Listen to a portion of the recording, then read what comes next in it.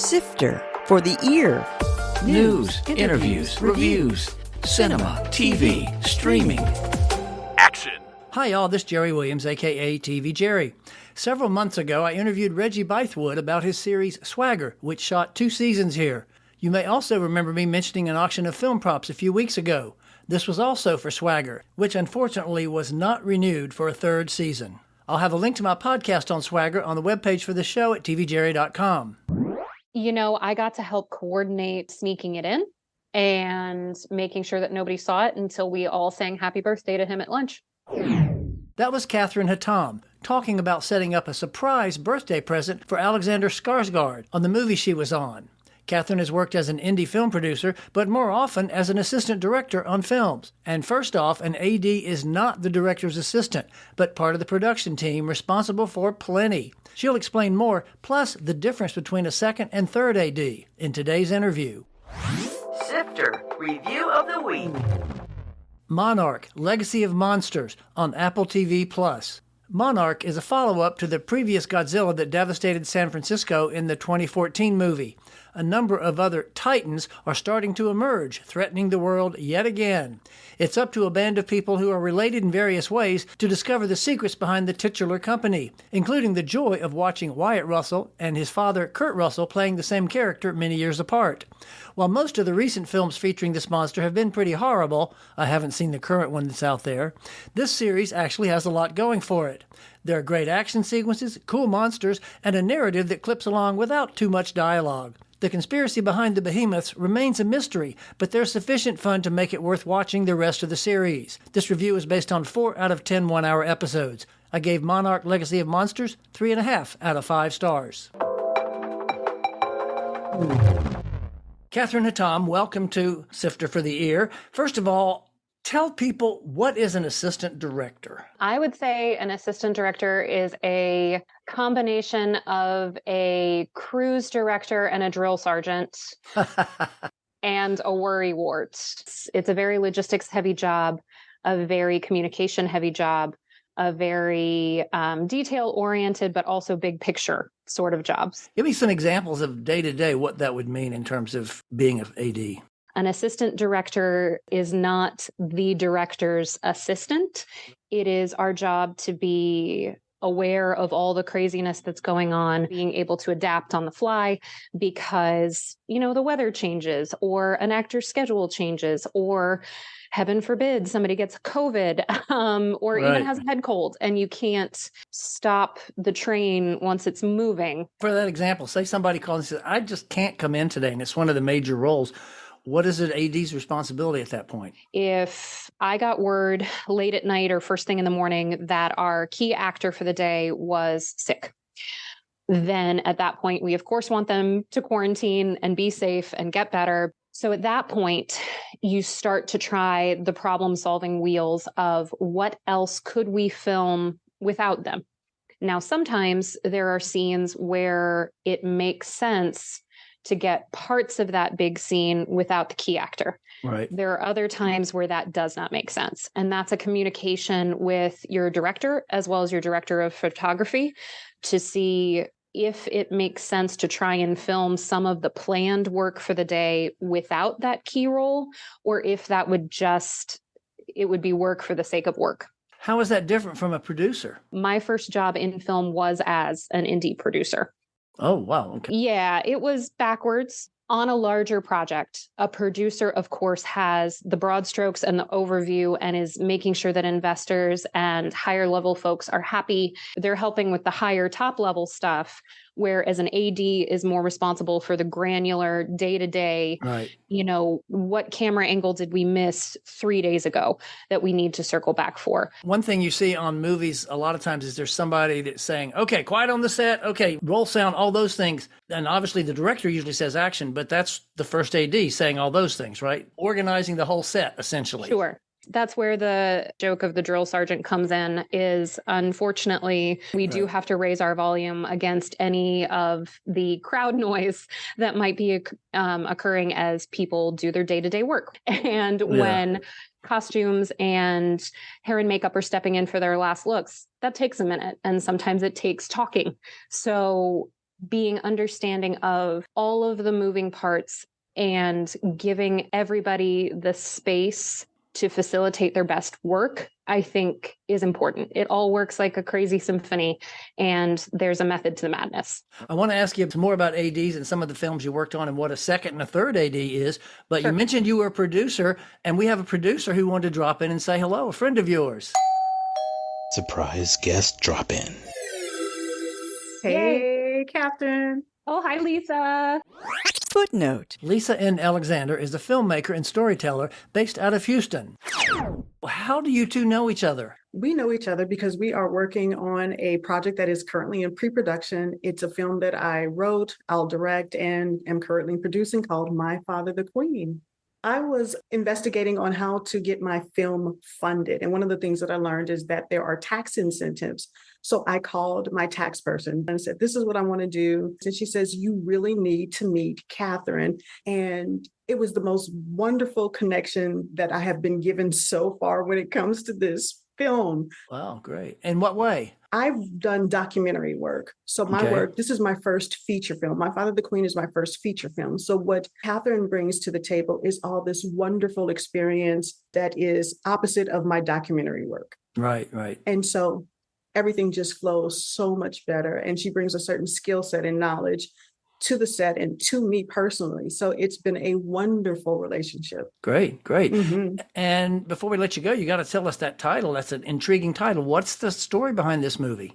Sure. This is a Black daughter story about what it is to grow up with a closeted gay father and the trauma that they both go through, and then Wow. what their healing journey looks like. So the film covers the 60s, the 70s, 80s, 90s, current day. So we get to follow their journey and see what happens and explore their paths.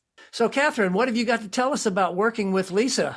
I'm going to brag on, lady boss relationships a little bit. When you are in a friendship and a business working relationship with another woman who gets it, who supports you, who celebrates your victories, and will also say kindly, hey, just so you know, you spelled that thing wrong.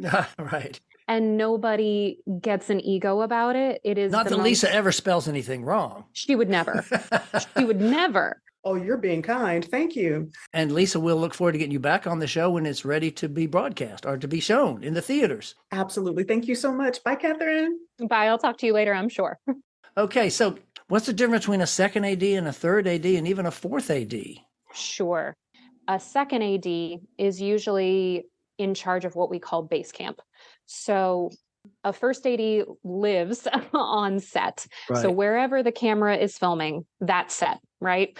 The second AD is managing the workflow at base camp, coordinating with the hair and makeup team, costume team, any props that need to happen that can possibly be done before people come to set. All of those things are the second AD's world. So when you see in a movie somebody knocks on the trailer door of one of the stars, is that going to be a second AD probably, or even a third? Correct. It would be either a second AD or a base camp PA. Third AD, is that going even further afield? How is that different from second? So the funny thing is it goes set, base camp set. A third AD very frequently overseas, especially in Great Britain, Australia, they're called third ADs. In the US, they're frequently called second seconds, which gets a little confusing. And the computer tries to correct you when you write that. A second is the right hand of the first AD on set. So very frequently they are helping manage larger crowd scenes. They're frequently in charge of quote unquote setting the background, which means communicating with our background actors and all the people who support them as far as props, costumes, etc., to get them on set in the right places, doing realistic movements and traffic flow. Years ago, one of the first movies that ever played Richmond, I decided to do a day play on it. I mean, done background just for the fun of it. was tedious and I'll never do it again. But it was interesting because the second AD was the one that say, okay, now go, now you go. And, timing all that background, because we were just in the background of the dialogue. Sure. So it is kind of an interesting process. So tell me some interesting stories about some experiences you had as an AD. I did get an amazing chance to work on Are You There, God? It's Me, Margaret in Charlotte, North Carolina. That was a really fun shoot. Footnote. Are You There, God? It's Me, Margaret is currently streaming and was taken from the Judy Blume coming-of-age novel. And that is a story that I personally do not remember reading growing up, but so many of my friends, folks who are both older and younger than me, remember that story growing up by Judy Blume. Right. I definitely remember reading the Fudge series by Judy Blume, and getting to meet her was really, really amazing. So that was a very cool project. Rachel McAdams is a sweetheart. And honestly, the entire cast was incredibly wonderful. One that is new that you will not have seen yet, but I hope will be out soon, is Eric LaRue.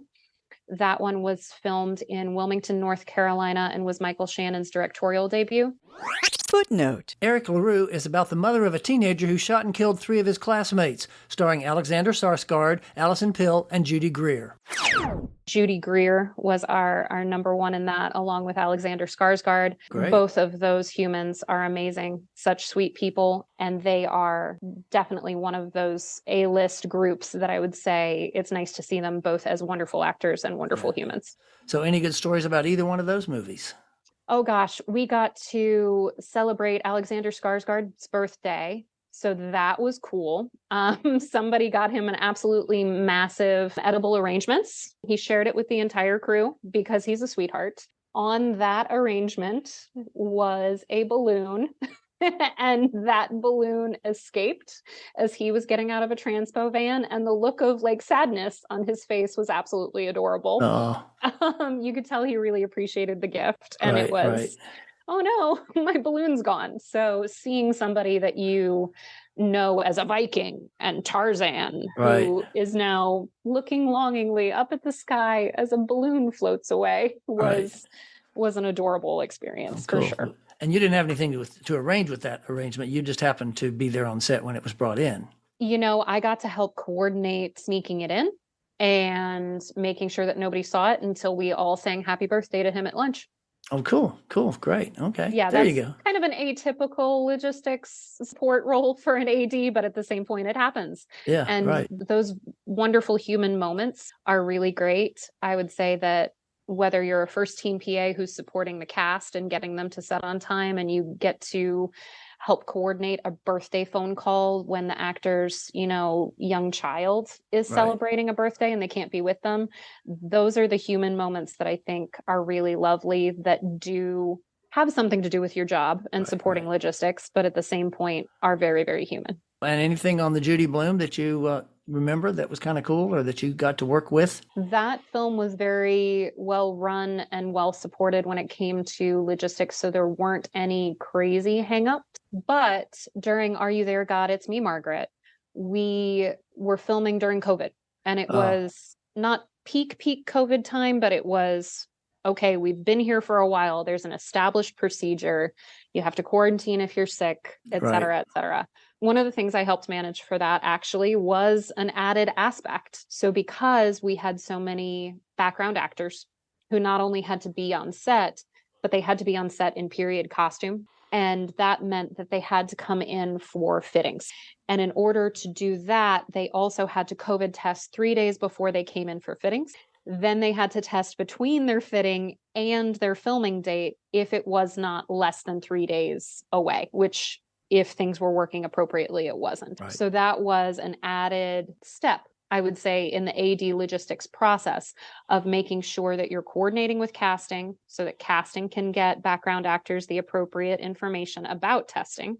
Then you're coordinating with the COVID department for the movie itself to make sure that you have results before the folks show up with the fittings, where they are interacting with both costumers, myself, I'm part of the AD team, as well as then other backgrounds as they're coming in and out. Then making sure that I, as the AD in that room, have all their information from their fitting, but also make sure that they know their next testing date and their filming date, involving 4 departments Did I count that appropriately? You've got casting, you've got ADs, you've got COVID department, and you've got costumes Right. all involved before folks even show up on set. Wow. Yeah. Yeah.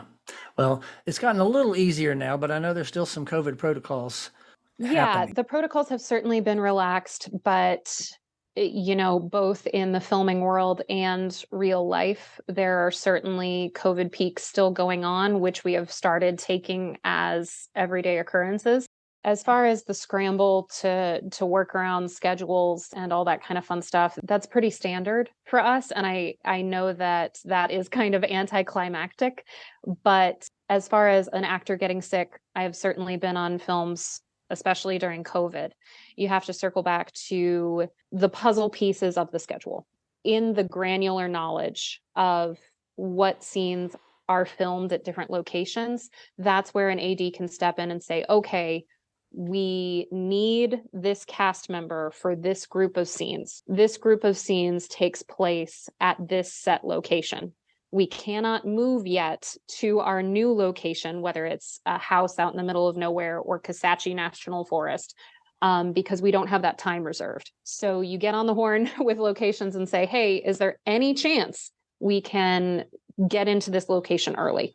Right. If that answer comes back as no, you investigate your other puzzle pieces. For instance, any given actor was not scheduled to fly in for another week, but is there any way we can get them this week rather than next week? Will that work with this schedule? So then you get on the horn with casting and say, hey, casting, can you call the agent and the manager and see if there's any way that we can get the actor there sooner? So what's next for you? I know you're moving into producing more. Are you abandoning all AD work, or are you still doing a little bit of both? No, I've been kind of straddling those two roles for a while. So I AD projects that are frequently other people's projects, and I help directors realize their vision, plan out different shooting schedules, help maximize budgets. But at the same time, I have several different projects in development. We heard from the wonderful, fabulous Lisa and Alexander, who is doing My Father the Queen with me.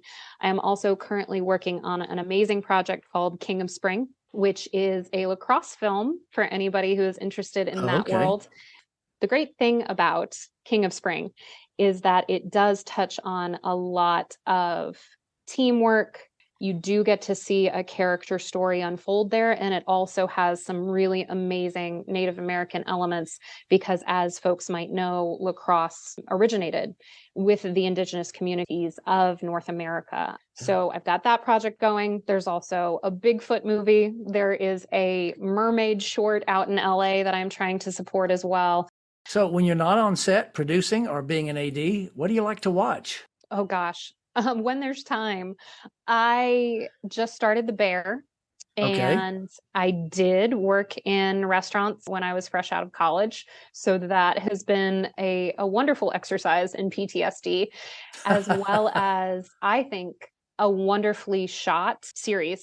I am still very early in the series, but I'm enjoying it a lot. Seemed like everybody except me. I just thought it was a bunch of angry people, unhappy people yelling at each other. Oh, it absolutely is. Well, here's my question for you, Jerry. Did you work in restaurants at all? I was a waiter for a little while, but never back of the house. My experience kind of spread from wait staff, bartender, and I did a little bit of back of the house coordination. So for better or for worse, I think that unfortunately it is pretty accurate in how toxic certain environments can get. The thing that I've found refreshing thus far in the series is that everybody has their flaws as well as high points. Example of that, I did just recently see The Menu as well. Enjoyed it. Interesting film, yeah. Oh gosh, so creepy and crazy, but on that same cooking ego, that whole world, I think they did an amazing job at representing that. What else have I seen recently? I saw Prey.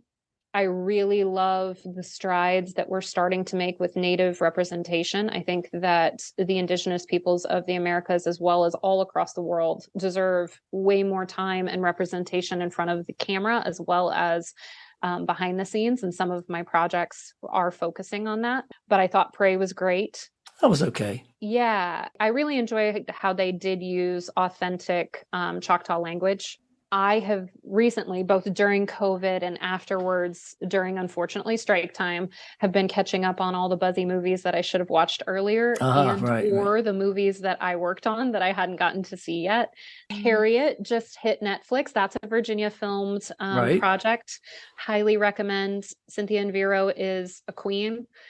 The cast on that in general was all incredibly kind, and they were, out in the cold and the wet, alternated with blistering hot in wool, multi-layered costumes, because once again, period piece. Well, Kathryn, I want to thank you so much. It's been fascinating learning a little bit more, getting behind the scenes to hear more about what ADs do. And hopefully we'll have you back when you've got one of your produced projects ready to talk about. I certainly hope so. And thank you so much, Jerry. That was Kathryn Hatam, who's worked as an indie film producer, but more often as an assistant director on films. Coming soon. In theaters. The Boy and the Heron, an animated film from Japan about a boy who ventures into a world shared by the living and the dead. The Cello. In this thriller, an aspiring cellist finds his instrument carries evil, with Jeremy Irons and Tobin Bell, who's best known for the Saw movies. The Perfect Christmas, yet another holiday comedy about a black family and the holidays. Fast Charlie, based on the novel about a fixer, played by Pierce Brosnan, who must find the head of a victim in order to get paid. Eileen. Anne Hathaway plays a prison psychologist whose friendship with a coworker turns sinister, from the director of Lady Macbeth. The Oath. This action adventure is set in ancient America, 400 AD, and was written, directed, and stars Darren Scott. TV and streaming. Leave the World Behind on Netflix. This hot new drama from the creator of Mr. Robot stars Julia Roberts, Mahershala Ali, and Ethan Hawke, who are facing a mysterious world event and strangers at their door. Something from Tiffany's on Prime. Zoe Deutsch and Shay Miller star in this rom-com that revolves around two couples whose Christmas gifts get mixed up, including an engagement ring. It's a Wonderful Binge on Hulu. In this world, drugs and alcohol are only legal one day a year, and this film follows a group of adults whose binge day is moved to Christmas Eve.